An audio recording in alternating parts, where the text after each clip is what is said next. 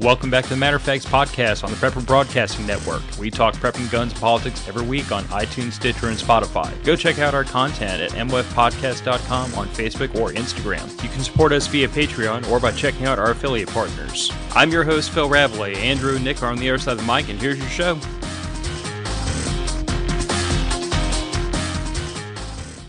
So we're going to try to do the administrative work as quickly as humanly possible. Welcome back to the Matter of Facts podcast, by the way. We have a little bit to cover. At least one of these topics is not really thought out because it happened to me 5 hours ago, and I'm still like figuring out how we could have done that better, which Nick's going to help me with. But first and foremost, patrons, thank you all for supporting the show. Thanks for keeping the wheels on this buzz. Sometimes it's on fire. Usually it's going downhill at a high rate of speed, but thanks for keeping the wheels on. The fire's on purpose. If it isn't, we're certainly going to allege that it is.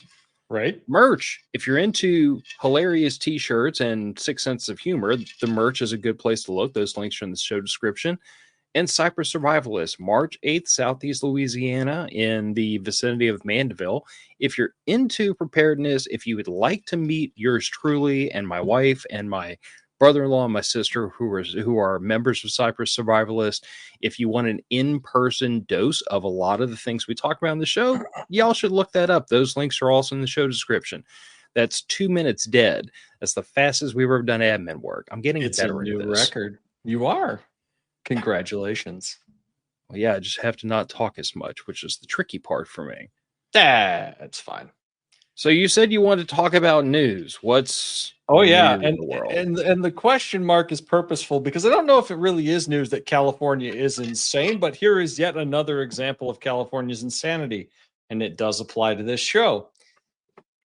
So back in 2019, the LA Department of Water and Power was attempting to replace some nearly 100-year-old power lines that were going through a state park in the area of the recent Palisades fire. Apparently, I would call it amateur botanist was traveling through the area and noticed that they had done a no-no and had stepped on some endangered plants. According to, what is this, New York Post, it is Branton's milkveck plant. There's some kind of flowering shrub. Anyway, they destroyed approximately 200 of these plants, and because of that, they had to cease their project, do a bunch of remediation, and never finished fixing all of the power lines that were known to be a fire hazard in the area where the Palisades fire, the largest fire in LA's history, has happened. Is this a moment where I remind people that you don't detest bureaucrats enough? No one detests bureaucrats enough, and that's saying a lot. I mean, that sounds like a challenge given your company, Nick. Like, most of us believe that we should try throwing politicians into volcanoes to sacrifice them for good weather. Semi-annually. I mean, there's no downside to it. What's the worst that could happen? Nothing. And that's still not bad. That's entertaining, at least. Right. You know, this just goes to show what is it Mike Shelby that talks about the area studies all the time? Mm-hmm. You need to not just do area studies of the people and the places. You need to do area studies of the politicians and their history of decisions. This happened in 2019. Here we are 6 years later. Chickens have come home to roost. 5,000 buildings are destroyed, and I believe a number of people died in this fire as well. Mm-hmm. So not only has 200 endangered tiny shrubs cost us 5,000 buildings, uncounted to the extent of my knowledge, uncounted dollars in property damage, and several people's lives. But Fraggle knows where it's at. Yeah. And who knows? The gods may be appeased. Right. The gods may be appeased. We don't know. I mean, it still hasn't gotten me completed Star Citizen, but that's an entirely different podcast. So, Phil, you brought up when we were talking before the show that this is kind of another in a long line of things we see out of California, like the fire trucks you brought up.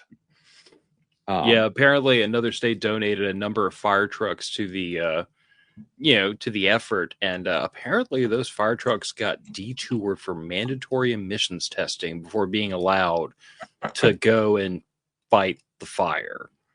And I'm not here to tell a person what they should believe or how to vote. Like I believe in freedom and self-imposed accountability. Like if you want the fire trucks to detour from coming to save your house to go get smog testing, cool beans, go forward, do great things. Like that is totally up to you.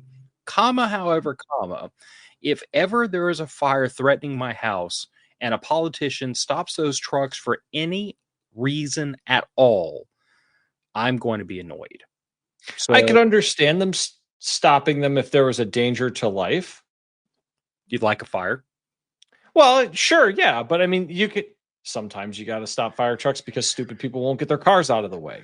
I mean, these things No, happen, but I'm no, that's sorry. when you just push the cars into off the road. And I'm sure the firefighters would love that. I've seen Uh, the aftermath of what happens when you park a Beamer in front of a fire hydrant on an active fire setting. they will move it. That Oh big no! old Oh no! Even better, they put the hose through the car. mm, Jaws of life into the door, pry it open, and then bill you for the hose that your door cut. yeah. Let me just give y'all that little bit of intel if you're thinking about parking in a fire lane or in front of a fire hydrant. Uh, Firefighters literally live. They spend their entire careers waiting for the day when they get to use a Halligan tool and an axe to open up your car like a tin can to make a point. Mm-hmm. So I'm not saying don't give it to them. Just know what you're getting into. Like they view you parking in front of that fire hydrant as a challenge, and Congratulations. they're going to tell that story for literal ever after they do it. And your insurance company will not be paying for it, and They neither will will the fire department. they will be less than amused. Let's say. For sure. So, workplace emergency. So about 5 hours ago now, no, 4.5 hours. Anyway, so today this afternoon, I had to go to New Orleans for an all hands meeting at work. Had the entire body there. It's been quite a while since we've gotten everybody together, and in addition to all that, I bumped into a couple of coworkers that like I haven't seen in person in a very long time, and we were catching up, chewing the fat, shooting the breeze. And during this, one of those coworkers passed the F out in front of me. Now, I know this coworker, and she has a medical condition that kind of makes this happen every now and then, but this is the first time it's ever happened at work. And needless to say, I was concerned when she just like passed smooth out in front of me.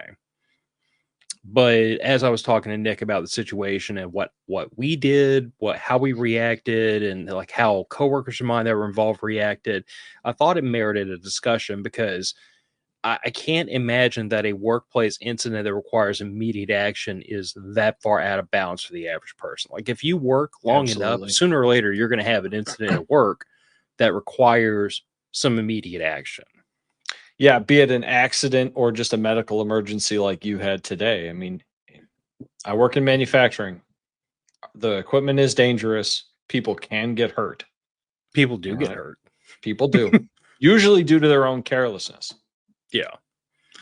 So in this case, like, and I haven't been faced with this exact situation too much in the past, like, but in this situation, you have an unconscious person on the ground. Mhm. Thankfully, she had the presence of mind to like crouch down because she felt it coming and didn't just fall over like a tree, but she fell over and passed out. So like my immediate reaction was to put her onto her side, kind of like tuck her knees up a little bit, put her in the rescue position. That way, if she vomited, she wouldn't have sprayed on it. Try to keep her airway clear, try to keep her down and stable and still, because when a person passes out, they can start flailing around a little bit. When they start to come to, they could seize, all kinds of things are happening. So I wouldn't say that was like a conscious thought, like, oh, I need to put her in the rescue position. Honestly, it was just like baked in. I don't know, probably a result of military training, but like I know when you have a person that's unconscious, That's what you're supposed to do with them. Absolutely. So I put her into that position, like had my hand under her head, had my other hand on her shoulders. I had control over her.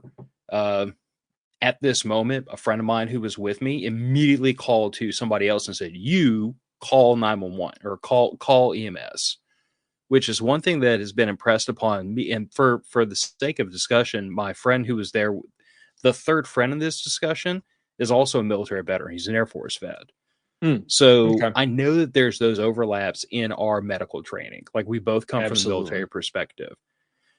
And in the midst of all of this, like he did what is all step one is always deal with the patient. Step two is always identify a person who is supposed to call EMS, because it's been in after action reports. We've seen situations where like you got 6 people standing around and you assume I'm going to deal with the patient. One of y'all is going to call EMS, and then all 6 of them stare at each other because they're all waiting for one of them to call EMS. Bystander effect. Yeah. So what's Yeah, always it's pretty been well impressed. documented. So what's always been impressed upon me, and what my friend did was say, you pointed at somebody, made eye contact, got them to acknowledge, and said, "You call EMS," so that it is on that one person. It is that one person's responsibility. If that doesn't happen, it's your fault. Yep. And to simply short circuit bystander effect, she immediately got on the phone and started calling for help. Perfect. What I realized afterwards, and you and I were talking about this, but like my workplace is in this weird transitionary period where we've been working remote, kind of a leftover from COVID. We are working towards a return to office, return to fiscal office posture, and we are also in the middle of moving facilities. So the person who got tapped to make the call, I didn't recognize her. I think she's fairly new. She didn't immediately know who to call. So Okay. she made a judgment call and call 911, which is never the wrong answer. It's not a bad call. But like you and I were talking about, this facility has on facility medical options and on facility security. Like we have our own assets there on site, and if those assets had been called, they could have gotten to us a little quicker. But eventually, St. Bernard Parish Fire Department and a Acadian ambulance right behind them all made the trip in. And to their credit, the front gate, when they see EMS rolling up, they don't ask questions. They just say, "Where are you trying to go? Let me point you in the right direction." Like we will figure out why you're here once you get there. The correct answer, because otherwise the firemen are also going to have fun with your gate. Yeah. So like I said, I mean, within a fairly short amount of time, we had EMS on site. My whole thing is, as soon as I see professionals, I am taking a step back. I'm letting y'all do what y'all do. I stayed close, which was a necessary thing, because by this time, my friend who had passed out was still a little off kilter, still a little, she wasn't really incoherent or confused. She was very weak. And she didn't have an accurate understanding of what had happened, because like she thought she was only like out for a second. I knew she was out for 30 seconds, things like that.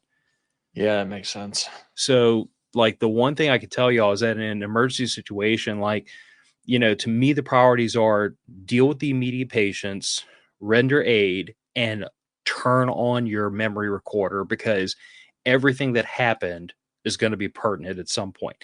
EMS is going to need to know everything you know about the incident before they showed up. All of that helps them triage the patient. And really simple things like, well, she was passed out for 5 seconds, or she was passed out for 30 seconds, or did she hit her head, or was she already supine when she went with lights out? All those things get really important to EMS. They want to know all that, like they were there when it happened. So if Yep. you can be a good witness, that helps EMS treat the patient. Absolutely does. And that also applies, like, even if it's not a medical incident, if it's any kind of emergency incident, being a good witness helps a lot, just to turn your brain on and like notice what's going on and be able to retell it later. The other thing that really wasn't an issue for me or for my friend, because again, both of us military veterans, was neither one of us got really upset. Neither one of us was freaked out. Neither one of us was losing our crap. We both just kind of like very calmly took control of the situation, took control of her, took control of everybody around us. And once the professional showed up, we just said, "Hey, this is the situation. This is what we know. Where do you need us?" It's the benefit of good training. Yeah. You guys have Yeah, but had reps. You know what to do when someone's unconscious. You've trained for it multiple times. I'm sure you've taken a first aid class since you got out of the military. actually I haven't. Really? Yeah. Ooh, it's time to update. I know. It's on my list of things to do, The but never ending list. Dude, I get it, man. I haven't had a professional firearms or medical class since I was enlisted. So Hmm. it's been 20 years. Although I was telling you about it, like to me, the part of this whole situation to me that is kind of interesting to me, and it probably is going to be a no duh to most people, is like I slipped back into that mindset of deal with the emergency, put everything else on hold without thought. Mm-hmm. Like it didn't even occur to me to be worried about my friend passed out, what if Right. she's okay? That didn't even occur to me until I got home.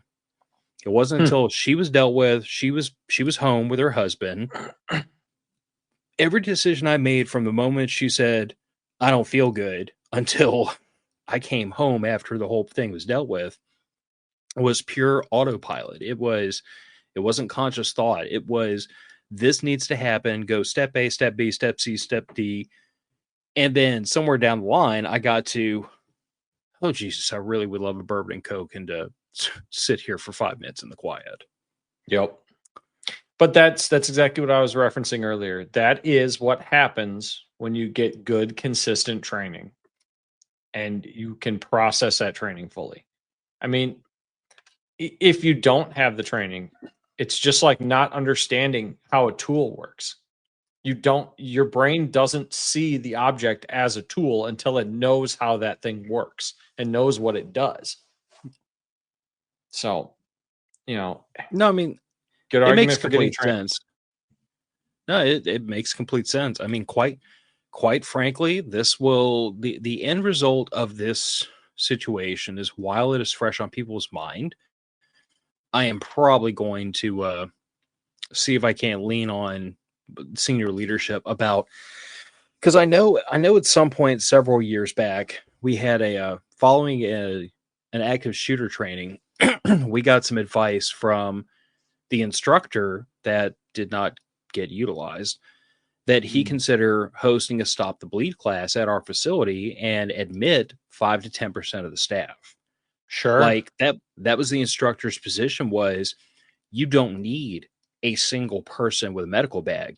You need in a 600-man facility, you need 50 or 60 people with a tourniquet under their desk and the Yeah. knowledge of how to use it, and that's going to be much more useful to you. So Yeah. now I'm wondering to myself, like, is this the moment in time to through my boss, obviously, because I Mhm. ain't calling the front office willy nilly. But is Right. this the moment in time to like reach out through my boss and be like, look, this is y'all know what happened. You got the reports, but there's an opportunity here to learn from this and make the staff better able to deal with the situation in the future. We're lucky that this happened with an army and an air force vet on hand who both have some level of medical training, both have some level of deal with emergency situations. We are lucky that it was the two of us who were And standing there who were able to control the situation and get resources inbound. But if it had been two 22-year-old kids fresh out of college who didn't have our life experience, would we have gotten the same outcome? and you're lucky it was the medical condition that it was and that it was a known and non-life threatening condition. Yeah. I mean, you guys got as lucky as you can possibly get when it comes to a medical emergency like that. I mean, I'm sure you have some people in your workforce that are, they're pushing 50, 60, getting close to retirement like that. Heart attack's not out of line. I mean, in the 12 years I've worked at this place, I couldn't even tell you. It's been dozens. We've had Yeah, people wheeled out of there in ambulances. Most of the time they come back. sure. But we've had people wheeled out of there in ambulances. I mean, there was one week we had 3 in a week. I was Oof, really I that's a was starting bad to wonder week. I was starting to wonder if there was LSD in the water supply or something because like Mm. we had 3 people in a week get carted out by ambulances. That's not good. That's No, not but ideal. But the problem is when that much of your workforce is like approaching 65, frankly, you get into that situation where You do. you're in a target rich environment. Mm-hmm. Put it that way. Unfortunately, that is how that works. I mean, the older you get, you're just kind of waiting for something to go wrong, either biologically or accident. The Yeah. statistics are kind of against you at that point. So yeah, that might be my own personal after action report to talk to my boss about and try to take to the front office. And just the way my brain works is always, first of all, it always goes to how bad could this have been, which I'm thankful that this wasn't. But my other thought is like, okay, what were the lessons to be learned from this? And the lessons to be learned to me are the person who initiated trying to get help. They got help. They got help as quickly as they could. We might have had an option to get help a little faster had they been better communicated, and it hadn't even been better. And I'm guilty of that too, because I feel like now I should have had that number like saved in my phone where I could have told her call this number. Probably. Hindsight's 2020, but when you consider the fact that I work remote 95% of the time, most of the time if I have a medical emergency, it's here in this office, and I call 911 and I tell them I live at this, that, and the other in Mandeville. Mm-hmm. It's, I mean, I can make excuses for it, but what it really boils down to is there are lessons to be learned here so that we're better able to take care of the staff, and especially going back to physical office presence. I think this might be the opportune time to like point out to senior leadership, like, hey, these are things we need to cover with the whole staff as we go back into this posture. A, because that information is all changing because our facility is changing, but also B, because we've proven the staff doesn't know. Yeah, we've proven that now. At least the new staff doesn't know, which is probably a quarter of the agency. Okay, then that is an unacceptable number. To me, that's an unacceptable number. Yeah. If 25% of the staff where I work did not know where the fire extinguishers were, which I think is equivalent, that would be a serious problem. To be fair, I don't know where the fire extinguishers are because I've been in the new building exactly one time and I don't know where they are yet. So, but that's different, though. You haven't been in the building, but it's the same end result. People that I work with have been working there for multiple years. But I guess what I'm saying is it's the same end result. It is. We all, the entire staff has to have this briefing and has to have this knowledge, because we're going into a facility where we're all going to be sitting there singing Kumbaya and holding hands. We're going to have to know how to take care of each other if something bad happens. Absolutely. So anyway, 20 minutes into the show, we finally get to what we set out to talk about. That wasn't oh, by the way, something happened today at work and I just felt the need to decompress about it.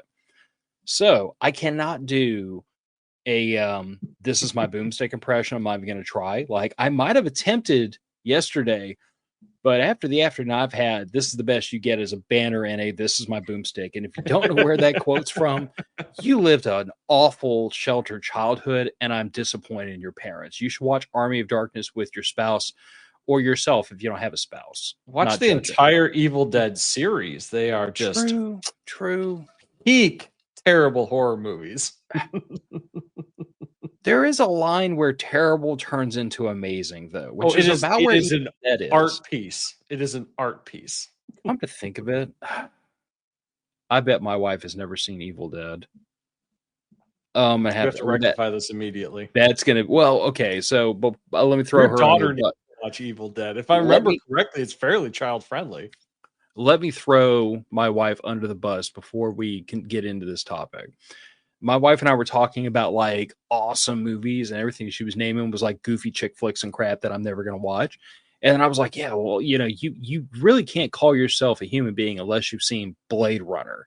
And she got this blank look on her face. And I was like, no, must. You must haven't? Watch now. What's Blade Runner? I'm like, and we've had that decision point several times in our relationship, even before we got married, where there was like some peak cyberpunk sci-fi nerdy bullcrap, like peak movie, and she had never even heard of it. Road Warrior, Blade Runner, like my entire childhood just skated right past my wife. Death Race? Tell me she's seen Death Race. Which one? 2000. Okay. Not the new one. The new one's dumb. Okay, but there's a segment of the audience out there that does not realize that David Carradine starred in a Death Race He movie, did. and it is infinitely better than the one that Jason Statham starred in. So much better. Oh, look. The hand grenade alone, just for that pun. Oh, Gillian said I knew about Blade Runner, but you haven't seen it, have you? She needs to watch it. It's required watching. I mean, anyway. And Raggle Fraggle said I saw the new one, not the old one. Listen to Dude, me, go sir. back. Watch him. Death Watch Race 2000 is probably not with your kids though. No, you should not watch it with your kids. There's lots of like at least semi-nudity involved. If not just straight up softcore pornography. I don't remember like full frontal, but definitely some boobies flopping around. Yeah. I mean, it was filmed in the 70s, guys. Like, cultural norms at the time and everything. Cocaine There was a lot of drugs going around. Yeah, but I have to admit the cars steal the show because like they're phenomenal. The cars are the most caricatured nonsense on earth, and the characters driving the cars are the most caricatured nonsense on earth. The movie is amazing in the fact that it does not even attempt to take itself seriously. It is not ridiculous. Not even close. Oh, it's fantastic. Anyway, Shotguns. Stuart said, of course, I drop in when you're talking about porn. But what's the difference, really? Some cars are a form of pornography. I will allow it. I'm just saying. Okay, but anyway, this is my boomstick. So I've talked a few times about the fact that I got bullied into buying a shotgun, and I'm going to hold to the fact that I got bullied into it. None of you can talk me out of it. I was bullied. I did it as a self-preservation instinct. But that being said, I've done what I normally do with shotguns, and I committed myself to learning everything humanly possible about them, reading tons of articles, reading tons of information, asking other nerd friends of mine, looking at you, Nick, questions that I don't know the answers to because I just wanted to learn everything about a subject. Hallelujah for unchecked, unmedicated ADHD. It's a thing. Look, it's perfect. It's exactly what we need in this situation. What, the ability to obsessively and compulsively learn everything about a subject until you're exhausted with it? Yeah, exactly. Spend exactly, 3 weeks to 90 days, depending on how bad it hits. Learn every single possible thing you can and go, I'm missing many things. And then pull out the adult credit card. So my wife is questioning whether or not I was bullied, and Stuart is saying shamed, not bullied. Okay, I was shamed, not bullied. Shaming is a kind of bullying. Shaming is a kind of bullying. Thank you, Nick. It's the best kind. Reason I liked you. It's the best kind of bullying. It's productive. Well, it worked. I did eventually end up. I did end up buying a Beretta A300, but that leads us down the rabbit hole that we were about to commit ourselves to. So I figure we start off with the great debate, first of all, of pumps versus semis. And I'm over under versus side by side versus single shot. Oh, I guess let's just expand the mother effing topic. Are we talking about home defense use, or are we talking about general preparedness use where you need to use this for a bird gun or whatever else? Define the rules of engagement. At this point, we can classify into two things. Are you having a shotgun for entertaining yourself, or are you having a shotgun for serious use? Yes. Personally, side by sides, over and unders, and single shots are no longer really serious use unless you're using a single shot rifled shotgun for hunting in a jurisdiction that only allows for something like that.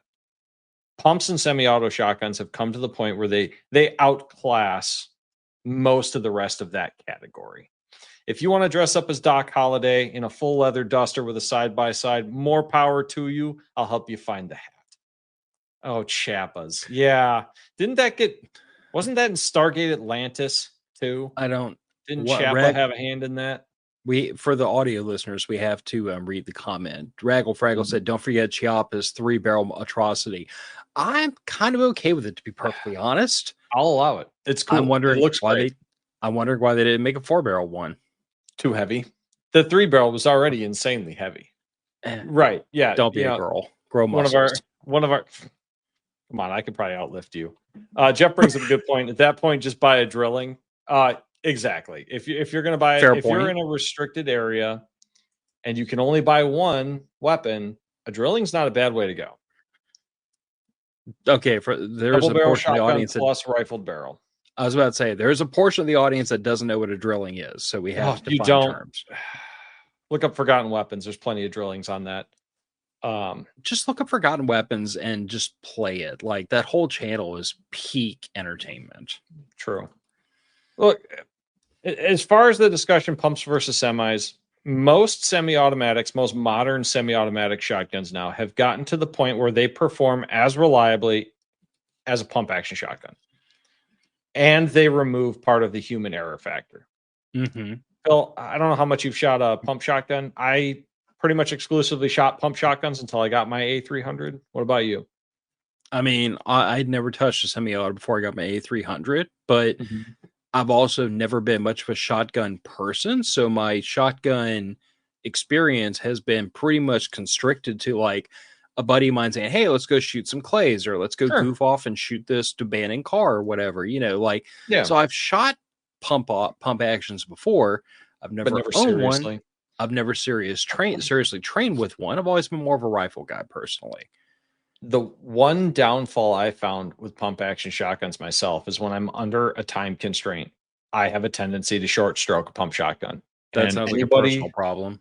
It is. It's a training issue. And I didn't like shooting shotguns because I was never taught to shoot them correctly.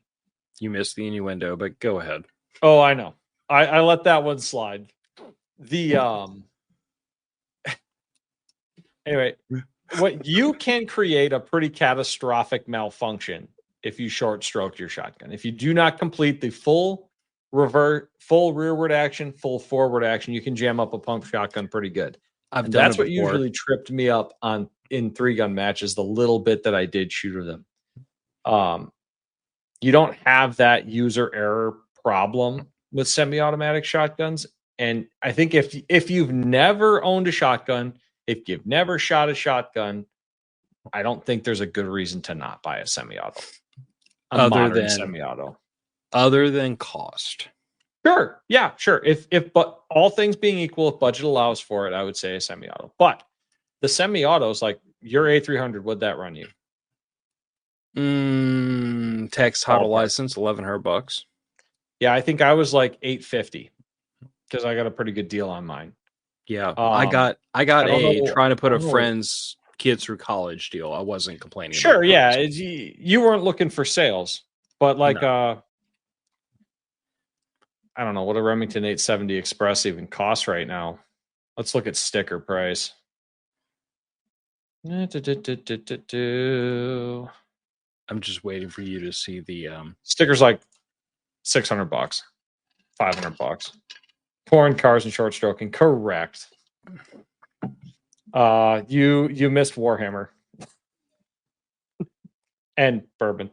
Yeah, that's all right. I've got a wide range of topics, but $400 or $500 for a reliable pump shotgun. No, I'll fight you on this. Maverick 88. Okay, $200. Maverick 88. $250 if you got to pay full freight for it. If you are on the ultra super slim budget, which fair enough, there are people out there that probably are. $200 Maverick 88. I will never disparage that shotgun. That shotgun is extremely reliable. I forget it exists because I compulsively buy not super cheap guns. So the thing about the Maverick 88 to me is like if you are between buying one of the $200 Turk Nelly specials, and a Maverick 88, I would say get the freaking Maverick 88 every single time, because you can get parts, you can get service, you can get a warranty. Those Turkish guns, some of them are great. Some of them are really terrible. Joe, to answer your question, the Maverick 88, Mossberg. Yep. Same guys that make the 590. That's just their cheap version of it. It's the fit and finish is worse on the ones that I've seen. It is an appliance. It is not pretty. Is. It is not nice. It is not cute. It does not have like all the cool bells and whistles on it. You will not impress your friends with it, but it will absolutely freaking go bang every time you pull the trigger, point blank and period. And you can damn sure bet it'll kill somebody just as well as a 1301. 110%. So that's why I say if you're back and forth between the cheapest freaking pump ag, the cheapest freaking, semi-auto you can find, which is going to be in that $200 range, or a Mossberg Maverick 88, the Mossberg will run. The Turknelli, questionable. I don't know. Joe did ask, is it like an old school 500? I do not know. I know it's a Mossberg Action, but I'm not sure which one it is. It is a Mossberg Action, and I haven't stripped the two of them side by side, so I couldn't tell you 100%. But from my understanding, the Maverick 88 was a simplification and a cost-saving exercise based on the 590. So it is every corner we could cut in this shotgun without making the reliability go down. So, like, if that's what you're looking for, bargain basement, it'll run. I think the Maverick 88 makes a good point. If Stuart says it is the old 500 Action, just slightly simplified. Okay. Like I said, I didn't want to make that assertion just because until I can rip the two of them apart side by side, I don't want to make that assertion. And the Mossberg 500 was phenomenal. Yeah. Now, to answer Raggle Fraggle, why not the 1301? So I'm not going to debate that the 1301 might be a superior firearm to an A300. I'm not going to debate that. I think there is a debate to be had, but I think that what you're getting in an A300 is 90% of the capabilities of a 1301 at about 60% of the cost. So where I always come from, not just firearms, but with everything, is I overlay like this cost versus value or performance graph, and wherever the two intersect is usually where I buy.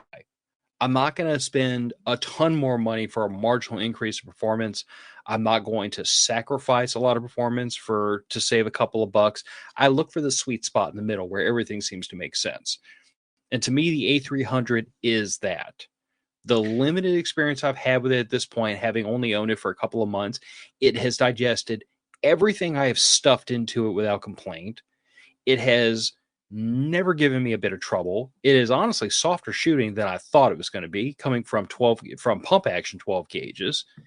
It's not that difficult to strip and to clean and to reassemble.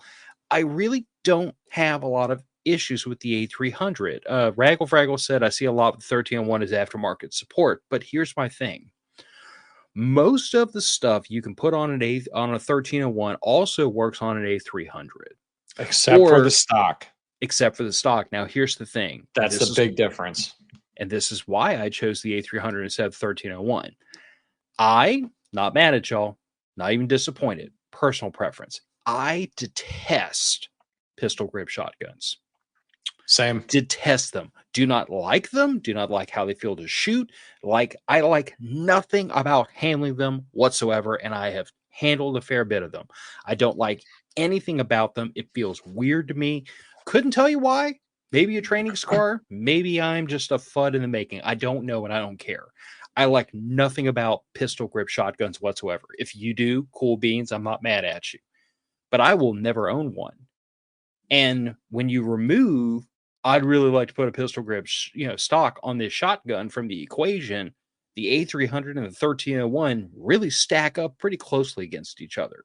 They do. If you're the person that really wants to have like the baby Benelli M4, you need the 1301. Your options for putting a pistol grip stock on an A300 are very, very constricted. And I don't think that great. I have not found an aftermarket stock for the A300. I found one.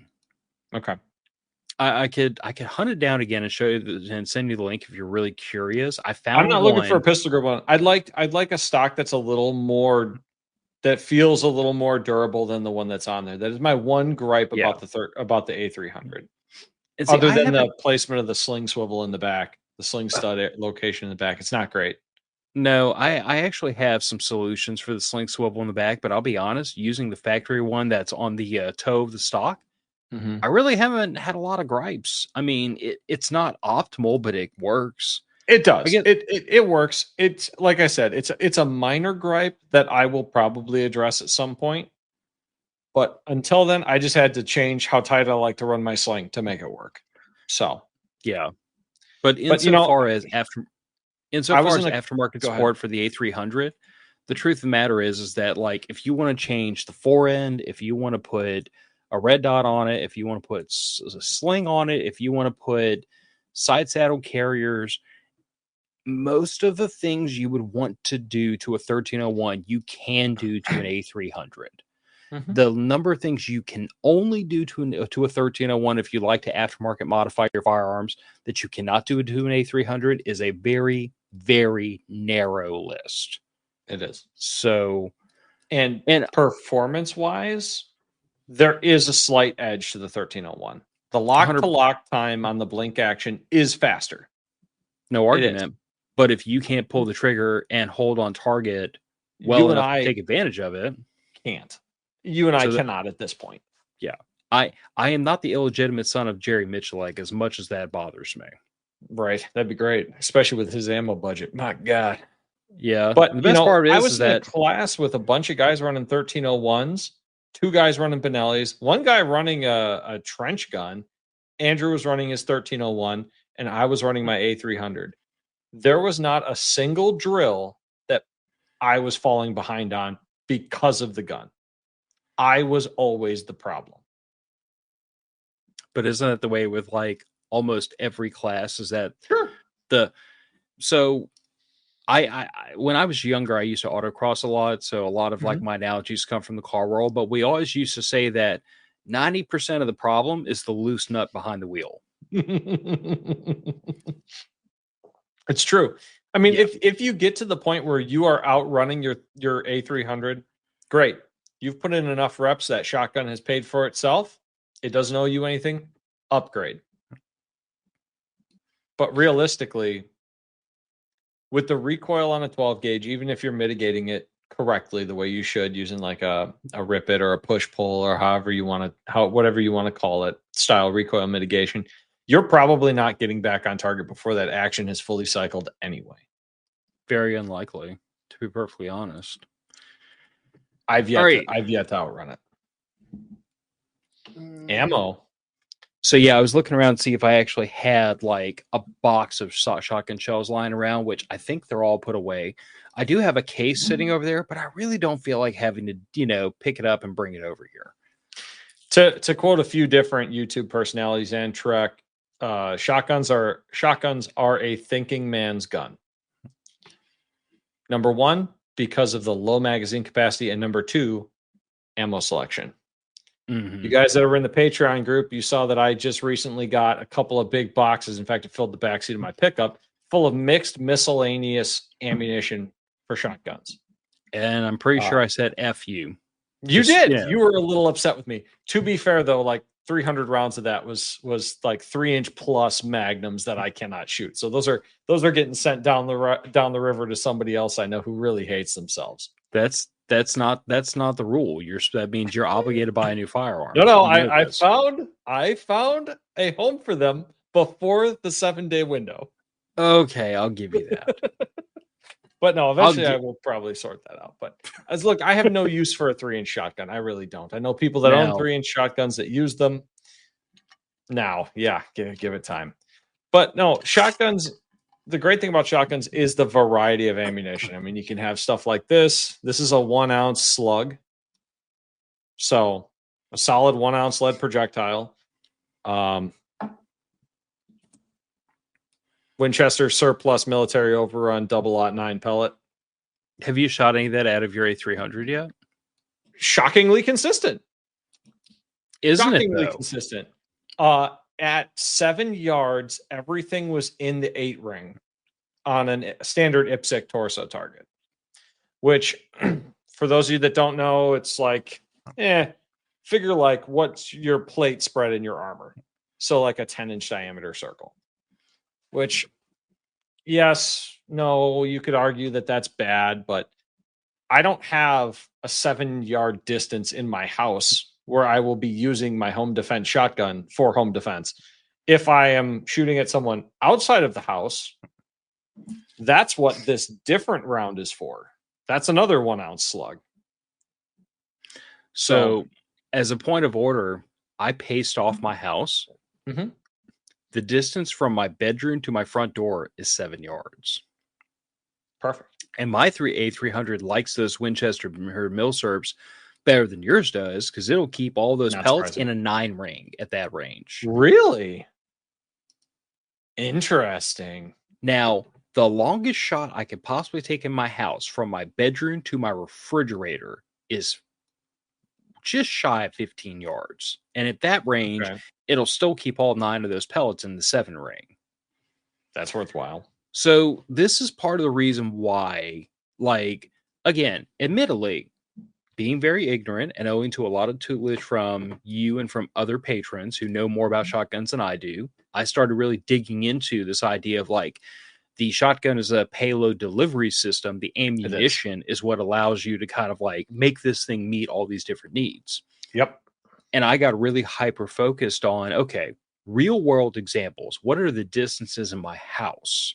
Mm-hmm. And how devastating is the shotgun at those ranges? And when I realized I was talking about 7 and 14 yards in my house, and 14 yards is the longest shot I could possibly take in my house, I realized that 12 gauge is the most devastating home defense firearm in my arsenal by a wide margin. Because shooting double lot, you're getting 930 caliber pellets, unless you're using Federal Flight Control 8 pellet, which if you can find it, buy it, load it, test it in your shotgun, you'll love it. It's like it patterns like a slug.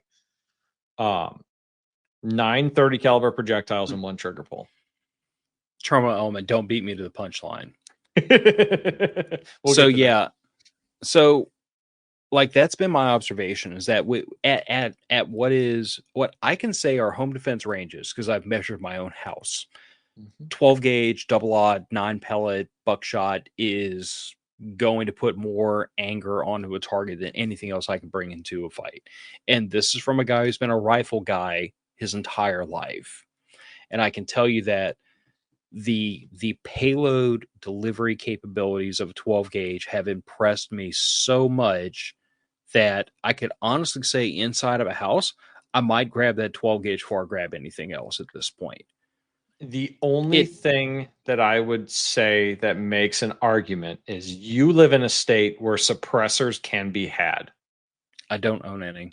I know, but I'm saying if a guy did own a suppressor, and if a guy did have a short-barreled AR to put that on, either an AR pistol or an SBR, that would be king. Simply because you're not going to have time to don hearing protection. I don't know about you, but I've had 12 gauge popped off near me when I didn't have ear pro on. It sucks. That was outside. Do not want inside. I mean, what's a ruptured eardrum next to right, a home which invasion? I will take that choice any day. Fair enough. But if I had the option to use an AR with a suppressor for my home defense platform, 100% yes, I would. But my state sucks. Sorry. Yeah, I keep offering to help you find a house down here. You keep bitching about the mosquitoes and the heat and stuff. And the mosquitoes, the humidity, my wife not wanting to be that far from family. Okay, you can imagine which one's worse. I can't help with not wanting to be far from family, but I'll act like her crazy older brother, and I'm pretty fun to hang around. And the mosquitoes, that's why they make birdshot. I know. Okay. We got to get out. We're going to try to get out of this state eventually. Yeah. Oh, so Stuart's not got a bad point. Stuart said an 870 with a 28-inch smooth with chokes, 18-inch tactical, and an 18-inch rifle is the ultimate apocalypse firearm. That's actually what he was trying to encourage me to buy instead of the A300. You can do the same thing with the A300 though, and now you've got a semi-auto 1 ounce slug delivery system. can you change the barrel for that short 19-inch to a longer one on A300 though? Yes, you can, because the A300 was a duck and goose gun before it was a tactical shotgun. That might actually be worth thinking about. The A300 action has been around for like 20 something years. They've got 28-inch barrels down to 18-inch barrels. Well, 18 and a half, I think. I think it's 19, but it doesn't matter. Yeah, whatever it is. It's short tactical barrel all the way out to full range goose barrels. They've got chokes for them anywhere from cylinder all the way to turkey. So Joe just said they had breakfast with me, my family, and I am entertaining. I was actually trying my best to like not be a complete weirdo that morning, but you know, my wife has social graces in the family. I'm just the moron. It is all about balance. Yes. Okay, so I see here some birdshot seems prudent now that we step into this drone apocalypse. So this has been my recent thing with my shotgun is first of all, I went and bought locally some Winchester target loads, and they were like that mid velocity, like 1,250 feet per second. Yeah, the like number 8 or number 7. 7.5 in this case. Okay, 7.5. Yeah, it's a very common target load. Yeah, and that's what I was looking for because I wanted something that like I could say, okay, well, it run this, and if it'll run this, it should be able to run things on your side of the margin. But I got some of that. I ran through my A300. By the way, it freaking digested perfectly. Didn't bitch, didn't complain. Ran it perfectly. I mean, it ran it perfectly. Locked the bolt back on an empty magazine tube. It was perfect. So I think what I used for that class at MDFI was 1,150 feet per second federal target loads, and not a single malfunction all day. 300 rounds. So now that I know that my A300 will run it reliably, now I'm looking at a factory Beretta choke, probably a modified, I think, is kind of the consensus from You should have a modified right now. I don't. That gun only came with one choke, and it was it should come as a modified. Really? Mine came with a modified. I'll have to review the number of notches in the choke, but I'm pretty sure it's I'm pretty sure it's a cylinder. Unless I mistranslated mine. One of us might be mistaken. One or of us is wrong. Because I'm pretty sure that the A300 ships with a modified cylinder choke. I thought it was a cylinder choke.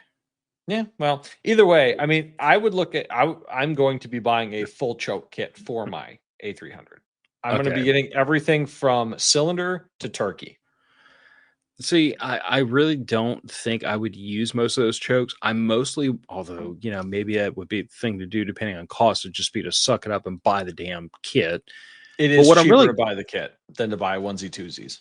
I'm not shocked by that. But what I'm really thinking about is like, if I get the chokes for it, and if I can find the choke that makes this thing run target loads reasonably tight, then I would have another option for utilizing this A300. Because currently, with the cylinder choke that I'm pretty sure is in it, this thing, like I said, at 15 yards, it put almost every pellet in an 8 ring. It was surprisingly tight at that range. That is pretty Conversely, tight. I shot 3 shots of that target load, and it covered the entire target, not just the entire silhouette, the paper. It peppered the entire thing. It went everywhere. Like, and that is what it's supposed to do. But Stewart did indicate that that's the thing about shotguns and chokes, is that normally a choke, it'll tighten up birdshot, and it has the opposite effect on birdshot. It makes it start flinging pellets in all directions. Buckshot, that's what I meant. So the bigger the pellet, the more the tighter choke makes it spread. The smaller the pellet, the tighter the choke brings the spread together. Freaking shotguns are black magic. Well, it's because you're trying to squeeze a bunch of golf balls through a 2-inch pipe versus squeezing a bunch of marbles through a 2-inch pipe. There's just more room to compress those things down. That's the deal. I suppose that makes sense. And we've already talked about chokes, so we've gone out of order like we usually do. It's fine. Order's irrelevant. Yeah. Now, the only other thing I'm thinking about, and I'll send you the link for it. It's an interesting idea. There's actually a company I found that makes they make aftermarket chokes for a variety of shotguns, including the A300, and they make one they call the Buck Kicker for the A300. Okay. It is an extended ported choke made specifically for buckshot. So it's meant to mitigate recoil, of which the A300 doesn't have a ton of it to begin with, and to make the that buckshot pattern a little bit tighter. I'm not sure the pressures in a shotgun are high enough for a ported barrel to make much of a difference, but I will be interested to try it. I will send you the link so you can peruse it. It's like the only other Depending on thing. cost, I might buy it for science. Yeah, I mean, other than just really wanting to get like the perfect choke that makes this thing spit out birdshot in a reasonable fashion, that's the only other thing I've even thought about. But I mean, chokes are one of those weird things that, me being a former rifleman coming into the shotgun world, it's kind of like voodoo to me, because it's like, what do you mean you shove something in the barrel that influences how the shot patterns? Because like, if you just shove random shit into a rifle barrel, that's how you banana peel the rifle. You're not supposed to do that. But then the shotgun guys are all like, yeah, you just screw this thing in and it does this. It does witchcraft inside, and it makes it kill birds better. Yes. Yes. It is seriously, it's been an interesting transition from a rifleman to a shotgun guy, because I told you to convert you. I've learned things that still don't make any sense to me. Like, what do you mean that's the way? Oh, by the way, I'm a nerd. We all know this. I admit this. I'm not even ashamed of it anymore. Looking at how the internal mechanism of a shotgun works is, I swear to Christ, it's like a Rube Goldberg machine that spits out lead. As a manufacturing guy, it is a beautiful piece of technology. It is so beautiful the way that thing works. You could not make that lifter mechanism more simple without making it worse. It is so wonderful. I will say that, like, in the past, I've referred to double action revolvers as Rube Goldberg machines, because, like, if you have never taken the side plate off of a Smith & Wesson revolver and looked at all the bell cranks and the gears and the canuter valve and the squirrel with the with the kazoo and all the crazy shit that's going on inside of there that they use to make this thing rotate the cylinder and spit out bullets, the inside of a double action revolver is witchcraft. Shotguns are that all over again, just with bigger parts. They are. But at the same time, they're so deceivingly simple. It's interesting. Stuart saying, put a duckbill muzzle device on it. Blunderbuss? Why not? Stuart was alive when they designed the blunderbuss. Well, that makes sense. For anybody in the audience, Stuart is the oldest human being I know. He was there. He was John Moses Browning, apprenticed under Stewart. Mm-hmm. He's going to kick my ass one of these days when he meets me in person. It'll be fine. It'll be fine. So 2 more things. Ammo carriers. You were holding up one earlier, and we were debating whether or not YouTube was going to shut down our feed. This, I think, is probably one of the better ammo carriers you can get. It's incredibly simple. It's backed with it's elastic backed with Velcro. You buy some industrial Velcro and stick it on the side of your shotgun. If you buy an A300, it comes with a piece of Velcro to stick on the side of your shotgun. It's great. It's laser cut. It looks really nice on your shotgun. And you can just swap these things up. Best thing about these suckers, they fit in a 30-round mag pouch if your state ends up deciding to be dick waffles like mine did. And I can't use 30-round AR mags anymore. Alrighty then, 7-round 12-gauge shotgun cards. You can fit one on your receiver. You can fit one on your stock if you're feeling extra spicy for home defense. If you are able to have time to put your plate carrier on, great. Now you got mag pouches full of 12-gauge. The funny part about 12-gauge is that if you're talking about your traditional 9-pellet buckshot, you actually have 27 projectiles. Which, no, I am totally screwing up math. 7 times 9, you have 63 projectiles. Mm-hmm. Twice as much as an AR with a 30-round magazine. Mm-hmm. Twice as much. Yeah, so you've got 5 in the tube, 1 in the chamber, 1 ghost load. You've got 7 on the receiver. You've got 7 on the stock of your shotgun. No, the A300 7 plus 1. Not in Illinois.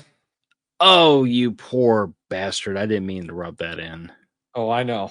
I know. It took me an extra 2.5 weeks to get my A300 because I had to buy a 5-round neutered version. That's And why they gave apparently, you that's why they gave you a $200 break on the price, so they wouldn't kick you yeah, in the balls twice. pretty much, yeah. But either way, let's be realistic here. There are very few problems in life that 5 plus 1 plus a ghost load of 12 gauge will not solve. That's valid. That's valid. As far as like ammo carriers for shotguns, like I don't even know if at this point we can justify the old school like plastic side saddles. The They have ability. their place. There are versions of that now that are Velcro backed, just like these. And supposedly they do retain your shotguns a little bit better. Joe asked if you can get a tube extension in Illinois. Technically, no. Realistically, Realistically, good luck to Pritzker searching every UPS, FedEx, and USPS package coming to anyone's home. They're not a controlled item. Most manufacturers don't check because that's on you. So you do you and don't admit to it on the internet. mm-mm.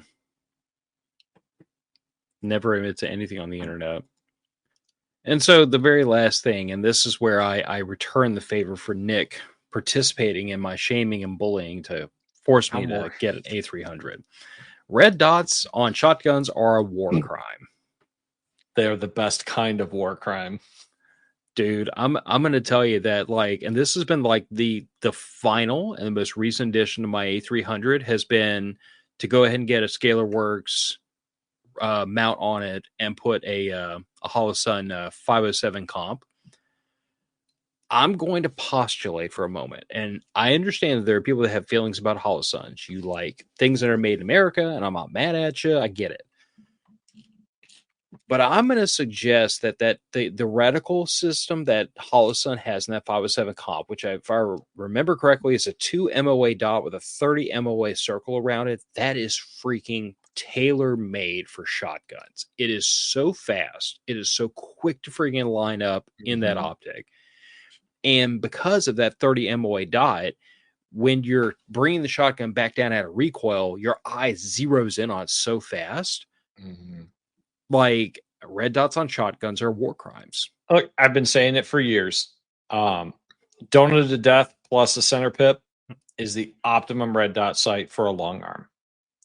With a AR-15, till the recent ban went into effect, I was using a Vortex Spitfire 1X, 32 mil donut with a pinpoint in the center. If you are within 50 yards and that donut is on your target, pull the trigger. You're going to make a center mass hit. Yep. If you're at 300 yards and that center pip is on their head, pull the trigger. You're going to make it a torso hit. It is perfect for anything at a reasonable range with a carbine. It is even more perfect with a shotgun because if you can set it up so that your slug is your center pip and your ring is your 7-yard group with your double lot, you can't go wrong. You don't have to re-zero for slugs or buck. You don't have to really re-zero for birdshot because you can probably windage that out if you're changing out your choke. I haven't done any 12 gauge shooting against clays with a red dot yet because I'm waiting for budgetary reasons for my red dot. No, I'm pretty sure you can have. Joe asked if you can have a red dot in Illinois. I'm pretty sure you can. I'm not aware of that being made illegal in Illinois. But You then just again, can't the attach state it. police doesn't know what's illegal in Illinois currently.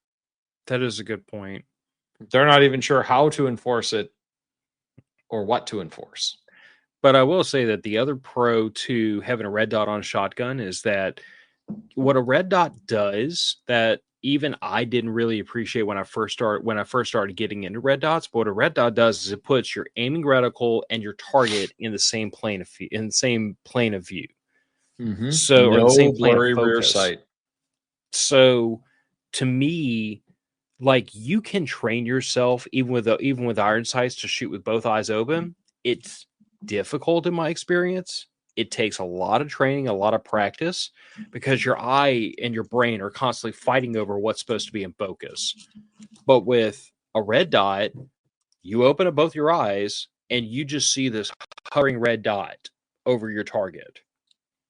And the weird part is that me having a pretty significant astigmatism, red dots normally looks like starburst.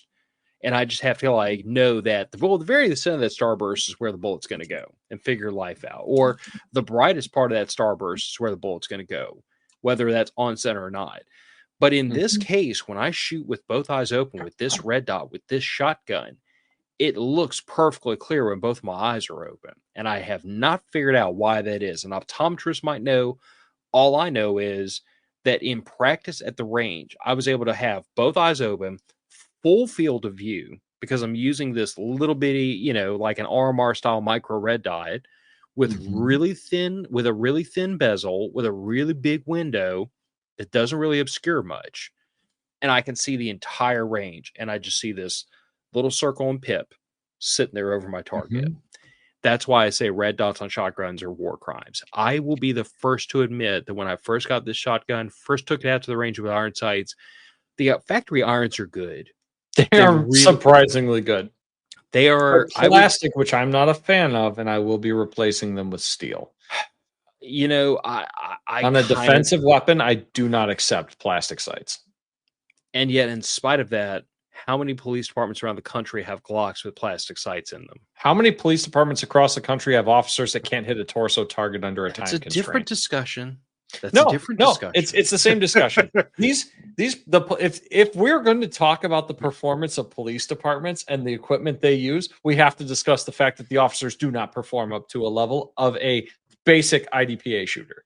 But isn't the fact that the officers can't hit the broadside of the barn and drop their guns more than shoot them indicative of the durability of the weapon? Of the Glock, yes. It's like it's like field testing anything with Marines. If they can't lose it, break it, or get it pregnant, then it's soldier proof. I'm not sure any object on the planet has yet to meet that criteria, aside from the P58 can opener. Which is why it's the perfect implement.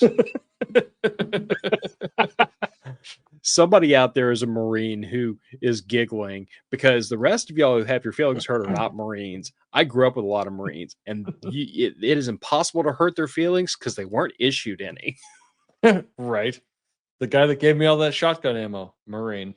Yes. He would love that joke. God bless my devil dogs out there. I wasn't one. I couldn't fit my head in the jar, so I failed the test. I had to go into the Army instead. It happens. Yeah. Gotta love them. But yeah, I mean, I hear you about the plastic sights. All I'm going to say is, like, if you got an A300 and out of the box you told me, dude, the irons in air quotes, the open sights are fine. I don't need a red dot. I don't know if I fight you too much on them. Yeah, they work. They're shockingly good for what they are. They're intuitive. They're easily visible. Their size is appropriate for a 12 gauge at reasonable self-defense ranges. You are not going to precision pick headshots at 200 yards. You're not going to. That's not the purpose of this shotgun. But even that being said, at 15 yards, those open sights put a slug exactly where I was aiming. Like, no Kentucky wind is necessary. Yeah, they are out of the box, shockingly good. But personally, aside from a sling, that shotgun needs nothing out of the box to be a functional self-defense tool. Some S-TAC ammo carriers. Yeah, but I mean, if a guy was going to, back pocket of his jeans or front pocket of his hoodie load it, there were guys at the class that had no shell carriers. Guys running a 1301, he's loading out of his hoodie pocket. That is it works. It works. I will allow that red dots are not in the mandatory category for this shotgun or a shotgun. I will just say, highly encouraged category. I'm gonna tell you that for $100 for scalar work mounts, and then, I mean, what does a Holosun 407 cost on Amazon? $350. $311 on Amazon if you're willing to pay Amazon prices. I've seen them cheaper than that, to be Yeah, honest. you can get. I'm just saying, if you want it tomorrow, Amazon will have it to you for $300. Yeah. But I mean, you could go get a bargain basement Hollow Sun 407. Hell, if you want to, I mean, you could look at some like Gideon Optics or Swamp Fox or some of the lesser Eddie's been known recommending Zero Zero Tech. Tech. Yeah. I'm still on the fence about that, on whether or not I want to try that for the shotgun. So, They are telling me, the guys from Zero Tech are telling me that I can't break it with 12 gauge recoil. and so when we had that discussion about putting a red dot on a shotgun, like that is the only thing that worries me. It's like putting a red dot on a freaking 50 BMG.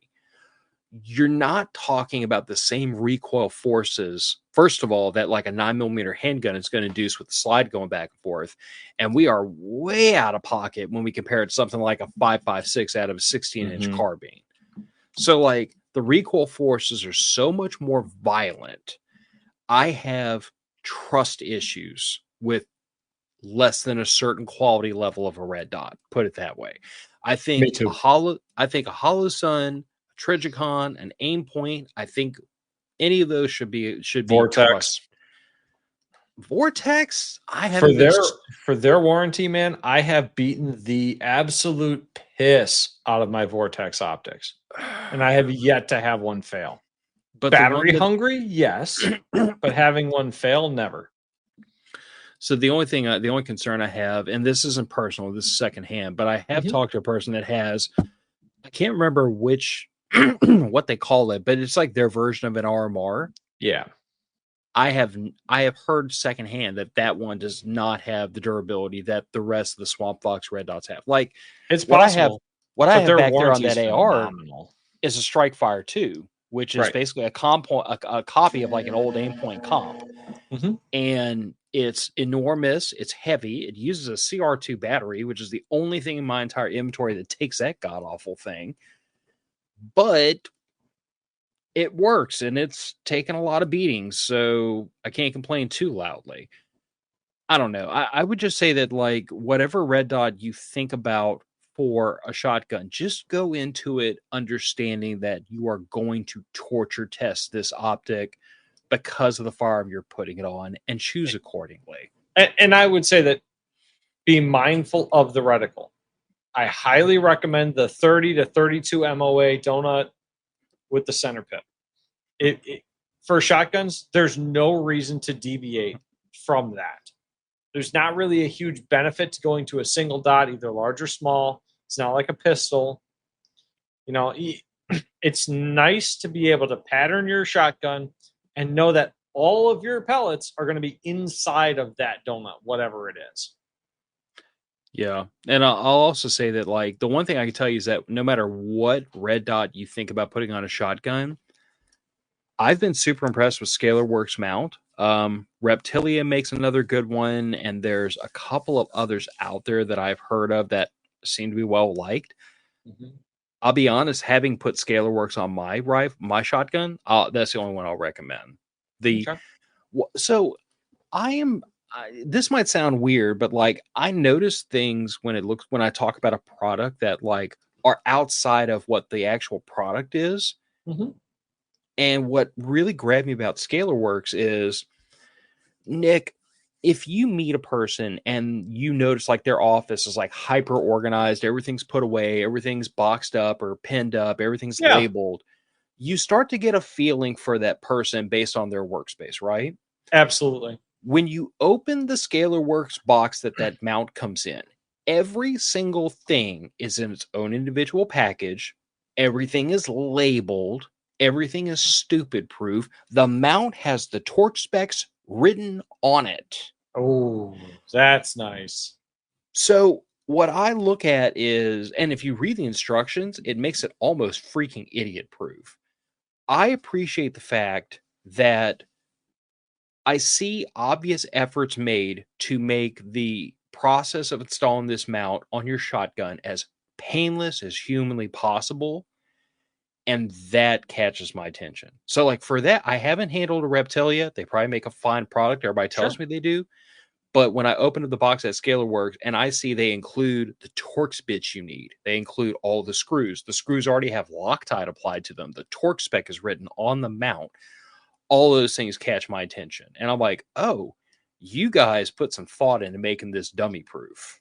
You know, that this reminds me of a quote from my grandfather. I started working at his machine shop when I was 13. And one thing he taught me and he insisted on was the packaging is the first thing your customer will see, and that sets the expectation for your product. And that is a lesson that I have tried to apply to life in general.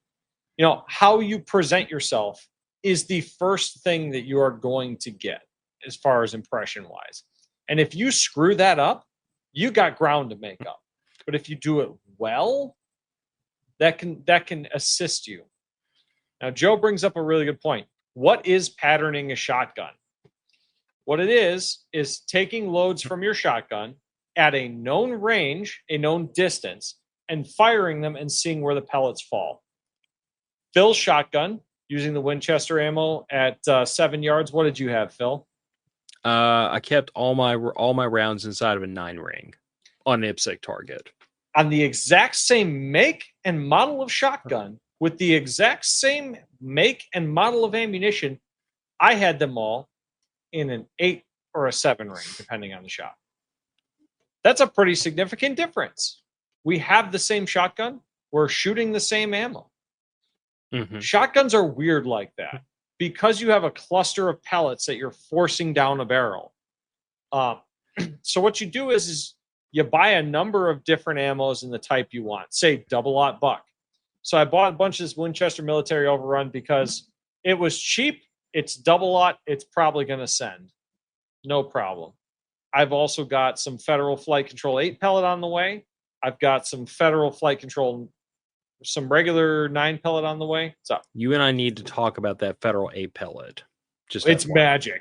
It is like shooting slugs at 12 yards. We need to talk about where the hell you found some, because I've been looking. I got a guy. Don't worry about it. You need to introduce me to your guy, Nick. You've been holding it. I bought it all. You son of a bitch. He only had 2 boxes. He only had 2 boxes. And besides, it was from Illinois, so you'd have to get a background check to get it anyway. Oh, I hate your freaking state more than I already did. We got to get a background check every time we buy ammo now. You know how many background checks I've had this year? It's gotten ridiculous. As many as your governor's eating cheeseburgers, apparently. Yes, that's a fat joke, and I don't care. A lot of cheeseburgers. I don't know if my budget can keep up with his cheeseburger consumption, but we're getting close. We're trying. No, next time I find some online, I will let you know. Lucky Gunner was the last place I found it online, but I knew a guy a couple towns over that had it. That could be the difference, Stuart. Perfect. If for some reason Phil ended up with a cylinder choke and mine ended up with modified, my slightly tighter choke shooting double-aught may be the reason why I'm getting a slightly larger pellet spread. So perfect, Stuart. I need to pull that out and find out. So I will pull the choke out of my shotgun literally as soon as we wrap up, because now I find my choke wrench. Now I'm extremely curious if you and I have different chokes in that shotgun. But that's we do. That gives me a question about Beretta's quality control.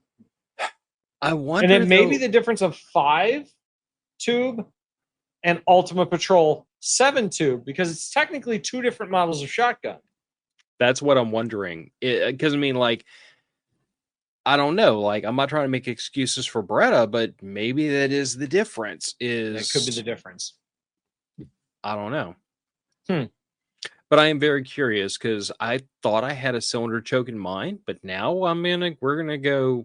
And for those of you who have Berettas with a mobile choke system, for what I recall, the number of notches in the top of the choke tells you what it is.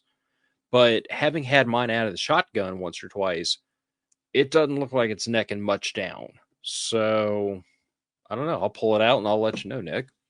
But I'm curious. Yeah, I mean everything I'm looking at online here, because I'm Googling as we speak right now, it seems that the Ultima, which is not the Ultima Patrol, comes with a modified cylinder, and the Ultima Patrol comes with a cylinder choke, perhaps.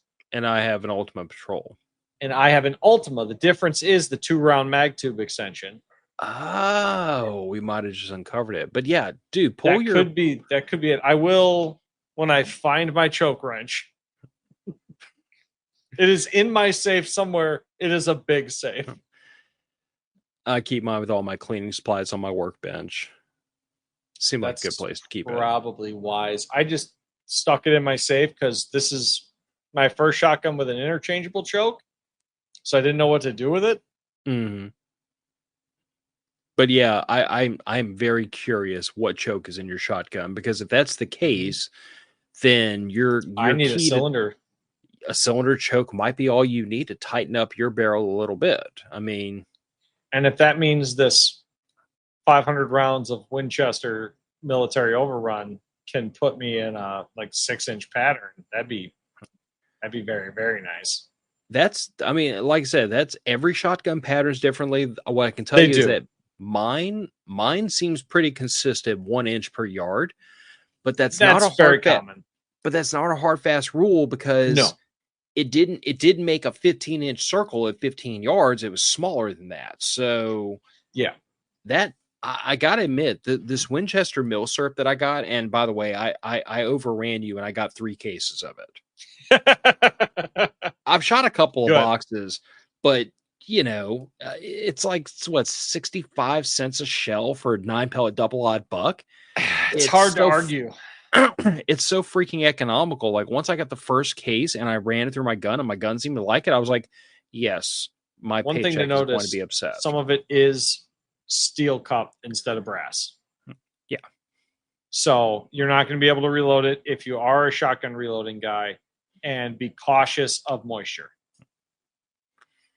I'm not, and I don't intend to be, because reloading cautious of moisture? No, I mean reloading. I am not buying a whole nother reloading set to reload shotgun. Nope. Nope. I probably will, just to make overly complicated and unnecessarily heavy shooting slugs. No, I'm resisting the urge. Do it. No. I'm just saying. No. Full brass, 12 gauge Hellbore rounds. Listen, y'all have already shamed me into buying a shotgun. Copper. 400 grain monolithic copper. Y'all have already shamed me into buying a shotgun. You were not shaming me into reloading for shotgun. I got to draw the line someplace. Nonsense. There's no line to be drawn here. There is. I'm getting encouragement from third-party sources. Well, he's hardly trustworthy. I mean, he's a little sketchy compared to me. That's fine. I'm a little sketchy. We all are. We're all a little shady. Okay, so I don't know what else we could really talk about in the realm of shotguns. I mean, the truth of the matter is like, I will be the first to admit I came into the shotgun world with some preconceived notions that were partially based in bullcrap and partially based in like my own limited experience. And once I opened my mind and started thinking about, okay, what is a real, because again, come from like that military experience, my mindset was, well, if you can't shoot at 300 meters, then what's the point? But then you start measuring the inside of your house and you're like, my house isn't 300 meters wide. No, it is not. And if it is, congratulations, sir. Yeah. Seven freaking yards will get you from the front door to my bedroom. So if I can control 7 meters or 7 yards, I'm golden. And when you start thinking about things in terms of that oh, well, this cheap Winchester milsurp double-aught buck, it makes a 9-inch circle at 7 yards. It's like, but a 9-inch circle is 9 freaking pellets hitting the body at 7 yards at 1,350 feet per second. There's an awful lot of vital organs in a 9-inch circle. Yeah, that really is kind of like what has won me over towards the shotgun world. Is like, it is. I wasn't a shotgun guy either, man. Yeah, I got forced into it. And honestly, I love it now. It is one of my favorite firearms in my safe right now. I still don't know that I have any kind of like emotional or particular attachment to a shotgun, only because, like, to me, everything is like tools in a toolbox. Oh, sure. But I'm saying But the effectiveness is undeniable. but that's what I was going to say. Like I think what has won me over is if I look at everything in terms of the capability it grants you, what a 12 gauge is to me is the ability to put more violence on target faster at realistic home defense ranges than any other firearm in my inventory. And I've always been really big about this does something, this doesn't. That's why it's here, because these there is no one firearm that does everything perfectly. Well, I don't have anything else that can put 430 grains of violence onto a target in one shot. And to go a little bit further, 9.556 round or 8.556 yeah. rounds rounded up. But let's put this in terms, okay? A shot, the Beretta A300, if you don't live in Cuckville, Illinois, sorry, will hold. No, it is Cuck State. But mine will hold. You can ghost load mine with 7 in the magazine and 1 on the lifter and an empty chamber. If you really want to be creative, you could put 9 into it. But let's make 8. Let's make it 8 because it makes the math nice and simple. Okay. Yeah, sure. 8 1-ounce slugs or 8 1-ounce buckshot rounds. Half a pound. That is the ability to put half a pound of lead at 1,300 feet per second plus on target in seconds. There's no other firearm in my inventory that can do that. So the shotgun has won me over by the fact that, yes, Joe has to quote Clint Smith. Clint, not Clink. The man is accurate. Look, Clint Smith. It is Clint, though. I will say that if anybody has never heard of Clint Smith, your parents deserve to be slapped. You should go to YouTube and you should search for a place called Thunder Ranch. He's an experience. Clint Smith is a national treasure. He is. He said, with the right load at the right range, we'll remove chunks of your opponent and throw it on the wall. Mm-hmm. Shotguns are an incredibly devastating thing. And, you know, when we were talking about ammo, we didn't even talk about like breaching rounds, less than lethal, or any of the other stuff that's out there. If you're going to talk less than lethals, personally, in a home defense situation, I think less than lethals are a waste of time and a liability. Because regardless of what load you put in a firearm, if you shoot it at a person, even if it is a less than lethal or less lethal, the DA is going to prosecute you as though you fired a lethal round. So you might as well use the real thing. I thought about this. I agree with you, except in one case. Sure. If you are in that unique situation where you have every legal right to send somebody to meet their maker. Sure. But it's a person you really, really, really don't want to shoot, like a child or a friend or a close family member. My friends don't usually put me in situations where I'm pulling a 12 gauge. Phil, we need to talk about your friends and not just me. Y'all are my friends, and y'all are all psychotic. But what I'm saying is, like, imagine yourself if you're in that situation where, like, I really don't want to end this person's life, but I cannot allow them to harm me or harm somebody else. In that narrow situation, I can justify less than lethal ammo because I am well within my legal rights to send them to meet Jesus. Mm-hmm. I really don't want to kill them unless I have to. That's fair. And I admit that is a very narrow scenario. But I thought about this and thought to myself, is there any possible justification for this? And that was the one I came up with was, what if you're dealing with like, I have a daughter. Let's say I have a crazy ass ex-boyfriend or a crazy ass boyfriend who's trying to break in through the front door. Daughter doesn't want me to shoot him. I might not want to shoot him unless he's a dirtbag, in which case he'd already be occupying a hole in the backyard. But what if I'm in that situation where this person is trying to force entry to my home? Let's say they're having a psychotic break. They're having a mental issue. They're off their meds. I know this person would not want to harm me under normal circumstances, but given the unique situation, I have to stop them. I don't want to kill them if I don't have to. Sure. In that narrow circumstance, I can see less lethal ammo. Because that's the way the police officers use it. It's within their use of force and within their force continuum, they are authorized to use this ammo. They really don't want to kill you if they don't have to. My biggest problem with that is most less lethal ammos will not reliably cycle a semi-auto shotgun. True. And And that's do why I you have 1 to 2 other officers backing you up at home with that lethal is the weapons other, drawn? that is the other side of that equation, So unfortunately. if it doesn't work and your shotgun does not cycle, what are your options? Now you have to do an emergency reload. How fast can you emergency reload? In a team-based situation with other officers, makes sense. Totally understandable. It is, if I ever, and I really hope this never occurs, I'm in a home defense situation, I do not have a team backing me up. I have my wife on the phone with 911. I have me and whatever's in my hands. I don't have a backstop. I am the backstop. So to me, if I am taking the choice of a lethal option, of which shotguns are a very lethal option, we're not playing around with less than lethals anymore. No, that's a perfectly fair argument. I'm just, And I you know really what? racked my brain to try to figure out, like, what is that use case for less than lethal? And that's the only thing I can come up with. And again, I put myself in that position of, like, if it was my daughter having a psychotic break, Sure. I would roll the dice on less than lethal. Absolutely. If I I would, had children, I could understand that.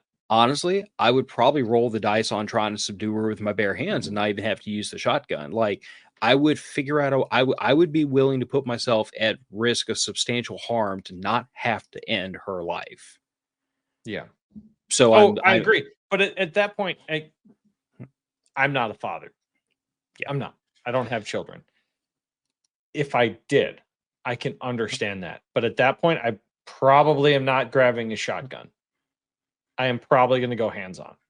Yeah. If it was my child or like a niece and nephew, I'm a pretty big, strong guy.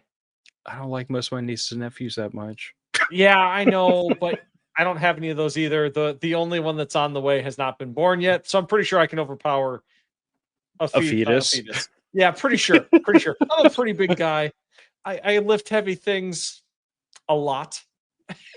I'm fairly certain I can handle a fetus or like a young teenager. That's probably not going to be a problem in a hands-on situation, even if they had a weapon. I mean, unless they have a firearm, in which case we have escalated well beyond reasonable.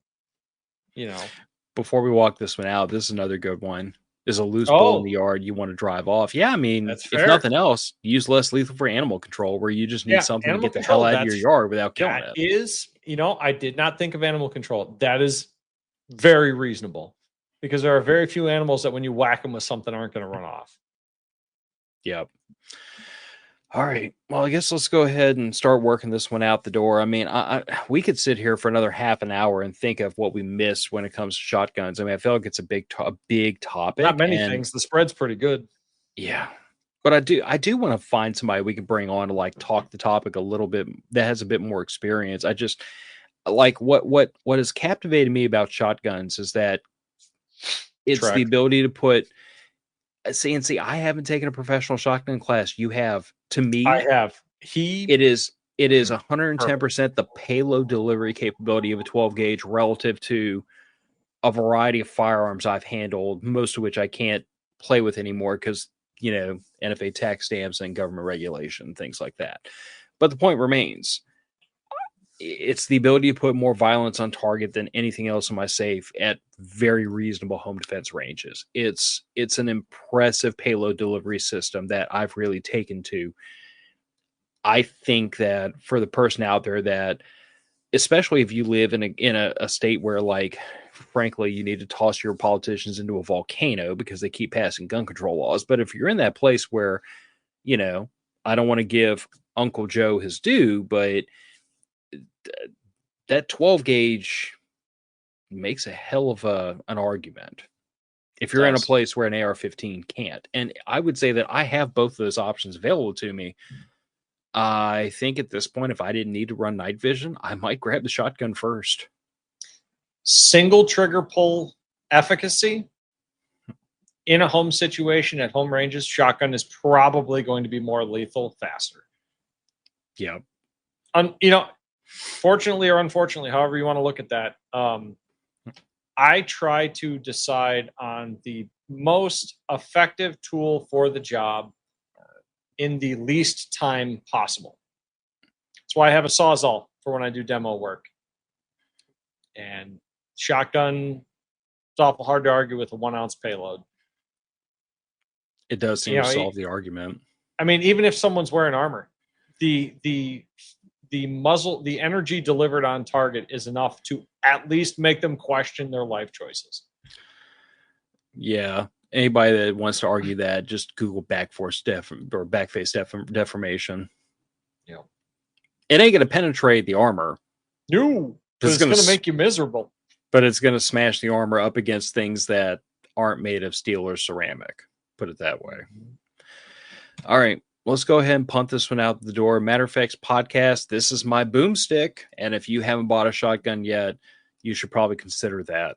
And if you have bought a shotgun and you have not committed a war crime by putting a red dot on it, then I'm going to judge you out loud repeatedly until you give in, because that's the treatment I got from all of you sadists out there when I put off buying a shotgun for this long, until you finally shame me into it. So now I'm going to return the favor. Good. We deserve it. Matter of Fact's going out the door. Good night, everybody. Night.